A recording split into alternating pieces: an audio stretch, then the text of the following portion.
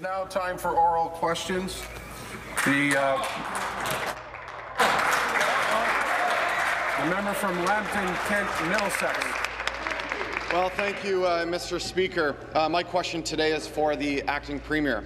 Since the election just over 6 months ago, we have heard from a number of people, including Roger Martin, your handpicked economist Don Drummond, and even the Ontario Auditor General. All of them have told us one very simple thing. Ontario's corporate handouts aren't working.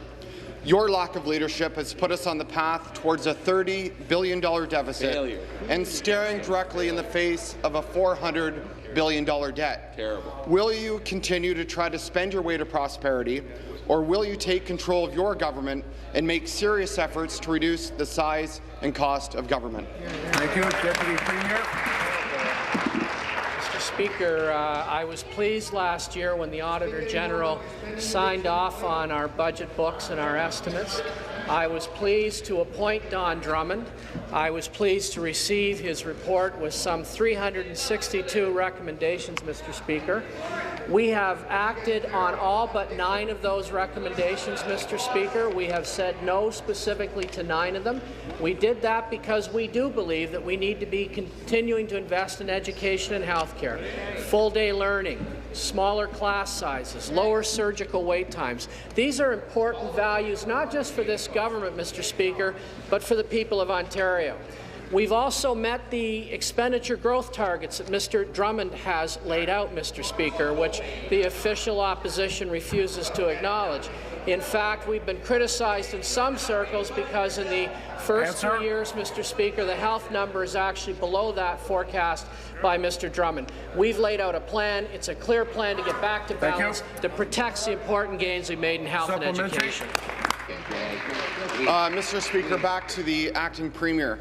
Your government has spent billions to help out various hand-picked corporations. Terrible. Indeed, the current budget shows corporate welfare amounting to over $3.5 billion. Wow. I was recently briefed by Ministry of Economic Development and Innovation officials, and we talked about Wintronics. Wintronics is a company that your government handed $2.7 million of wasted taxpayers' money to open in Windsor. Now Windsor families are realizing the 200 job loss nightmare of your failed corporate welfare policy. Right in your backyard. When will you give up on the fantasy that job creation can be achieved by government spending and put forward a real jobs plan? Deputy Premier. Mr. Speaker, today in Windsor, 8,000 people will go to work at Chrysler Corporation as a result of this government working with the federal government and with the government of the United States, Mr. Speaker, to protect those jobs. In addition, Mr. Speaker, workers across Ontario that feed General Motors and feed Chrysler Corporation are going to work today with good-paying jobs, greater job security. Mr. Speaker, we're seeing a rebound in the auto sector, and Mr. Speaker, it's important that the people.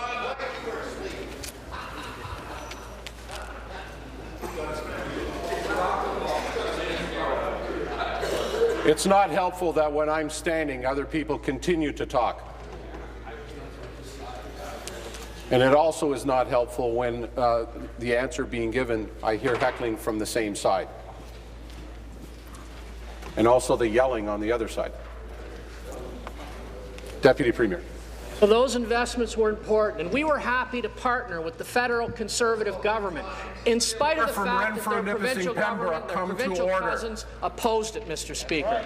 And so, Mr. Speaker, there's a long track record of success in places like Windsor, in places all over Ontario, where businesses are operating and running today as a result of careful consideration and investment made by the governments of Canada and Ontario. Mr. Speaker, we stand by those decisions. We'll continue to work with everybody in the. Final supplementary. Well, thank you, Speaker, and I can tell you economic recovery will come to Ontario the day Dalton McGuinty loses his job. You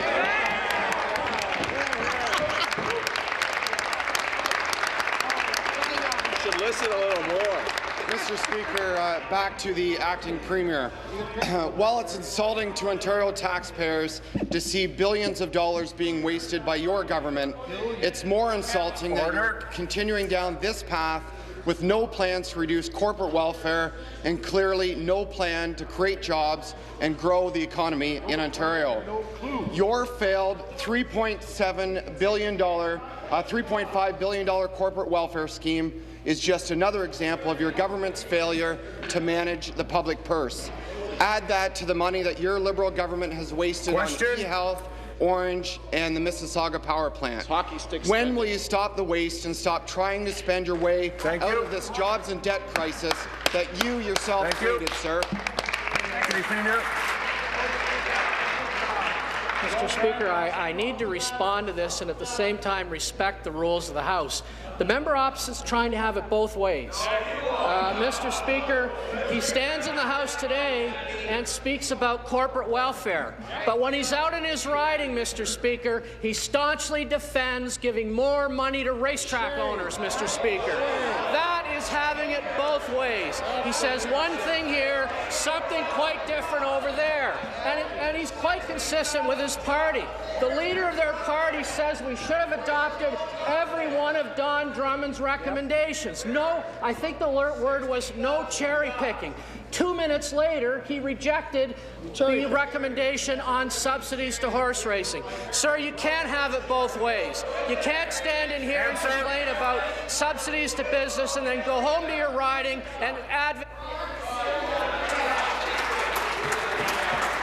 Your question.